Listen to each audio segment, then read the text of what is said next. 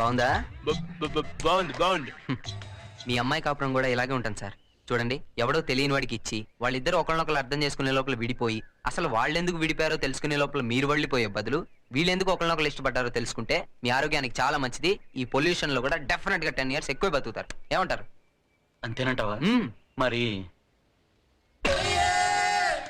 ఆ సుమోలు Scorpio bill నేను settle చేస్తాను. మీరేం వరి అవ్వకండి, ఓకేనా?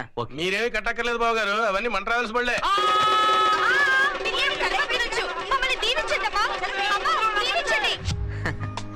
ఇలా పెళ్లిళ్ళు చేయడం నా హాబీ. ఇష్టమైన వాళ్ళని పెళ్లి చేసుకోవడం ఒక అరుదైన అదృష్టం.